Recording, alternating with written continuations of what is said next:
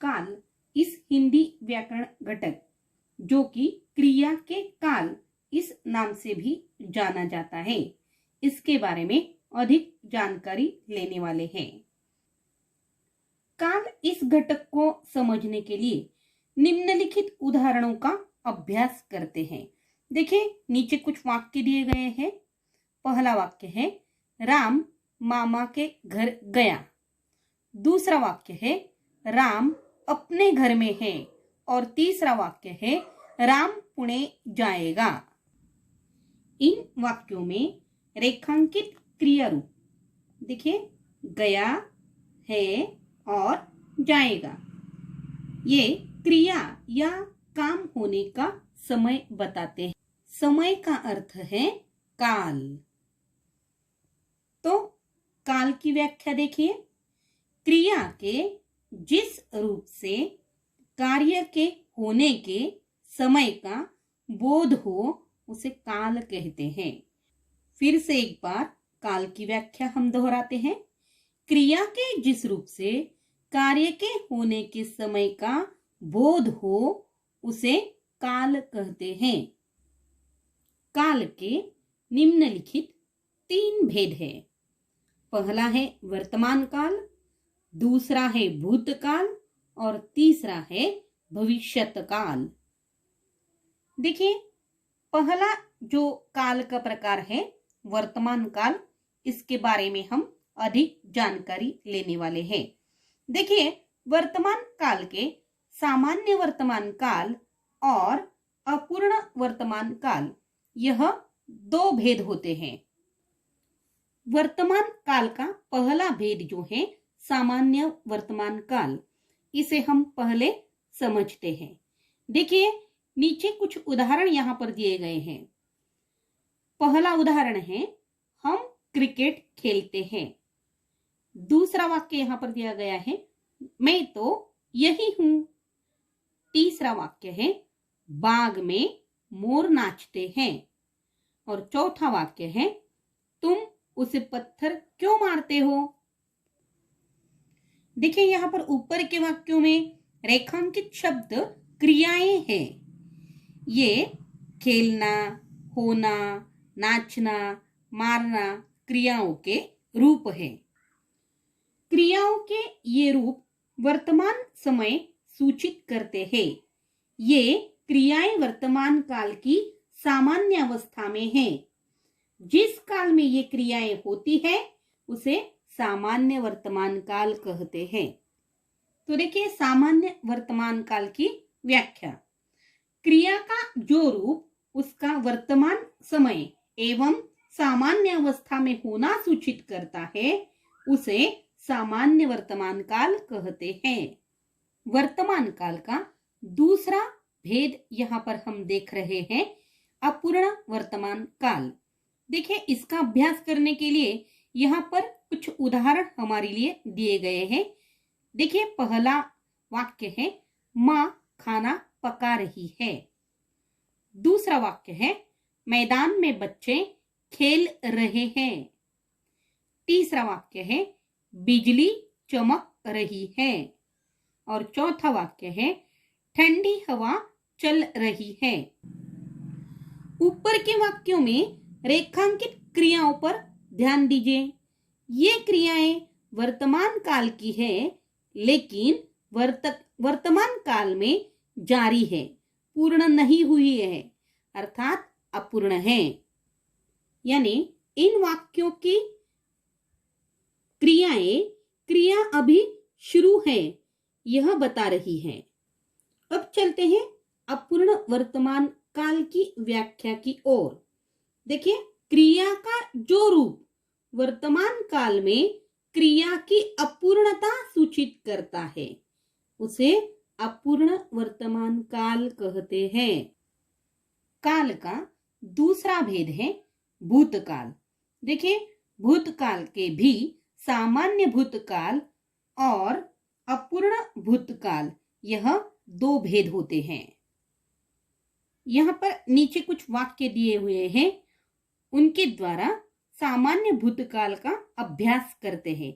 देखिए पहला वाक्य है रमण बाहर गया। दूसरा वाक्य है नीरज ने छत्ता देखा। तीसरा वाक्य है रुक्की सहेलियों से मिली।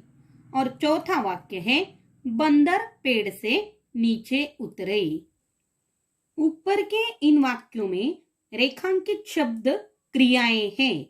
ये जाना, देखना, मिलना, उतरना इन क्रियाओं के रूप हैं। क्रियाओं के ये रूप बीता हुआ समय सूचित करते हैं।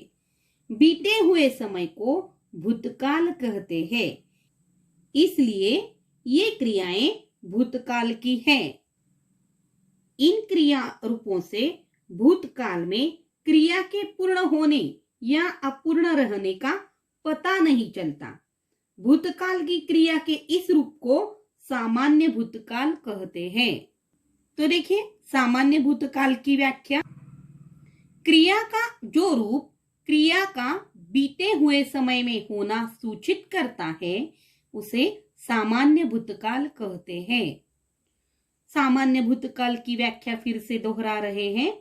देखिए क्रिया का जो रूप क्रिया का बीते हुए समय में होना सूचित करता है उसे सामान्य भूतकाल कहते हैं। भूतकाल का दूसरा भेद हम देख रहे हैं अपूर्ण भूतकाल। देखिए यहाँ पर भी कुछ वाक्य हमारे लिए अभ्यास के लिए दिए गए हैं। पहला वाक्य है लड़के मैदान में खेल रहे थे। दूसरा वाक्य है सीता कहानी सुन रही थी। तीसरा वाक्य है सागर में लहरें उठ रही थी। और चौथा वाक्य है आकाश में पतंगे उड़ रही थी।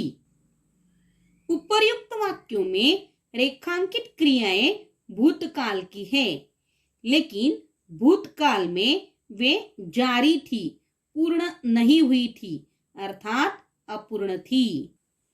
यानी देखिए यहाँ पर लड़कों का मैदान में खेलने का काम चल रहा था, सीता कहानी सुन रही थी, सागर में लहरें उठ रही थी, आकाश में पतंगे उड़ रही थी, यानी उड़ने का कार्य शुरू था, अर्थात यह अपूर्ण काम था, अपूर्ण क्रिया थी। क्रिया के इस रूप को अपूर्ण भूतकाल कहते हैं। अब देखते हैं अपूर्ण भूतकाल किसे कहते हैं। क्रिया का जो रूप भूतकाल में उसकी अपूर्णता सूचित करता है उसे अपूर्ण भूतकाल कहते हैं। अपूर्ण भूतकाल की व्याख्या फिर से दोहरा रहे हैं। क्रिया का जो रूप भूतकाल में उसकी अपूर्णता सूचित करता है उसे अपूर्ण भूतकाल कहते हैं। क्रिया के काल का तीसरा भेद है भविष्यत काल। देखिए यहाँ पर कुछ वाक्य उदाहरण के तौर पर दिए गए हैं, उनका अभ्यास करते हैं। पहला वाक्य है कल गांव में मेला लगेगा। दूसरा वाक्य है मैं प्रतियोगिता में हिस्सा लूंगा। तीसरा वाक्य है मैं बाजार जाऊंगा। और चौथा वाक्य है माँ खाना पकाएगी। देखिए यहाँ पर जो हमने उदाहरण देखे हैं, इन वाक्यों में रेखांकित शब्द लगना, लेना, जाना, पकाना इन क्रियाओं के रूप है। ये रूप आने वाला समय अर्थात भविष्यत काल सूचित करते हैं। अब भविष्यत काल की व्याख्या देखिए।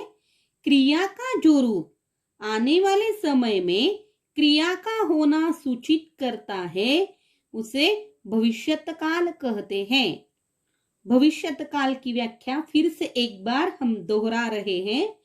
क्रिया का जो रूप आने वाले समय में क्रिया का होना सूचित करता है उसे भविष्यत काल कहते हैं। आज हमने क्रिया के काल इस व्याकरण पाठ में 3 काल, पहला है वर्तमान काल, दूसरा भूतकाल और तीसरा भविष्यत काल, इनके बारे में अधिक जानकारी ली है।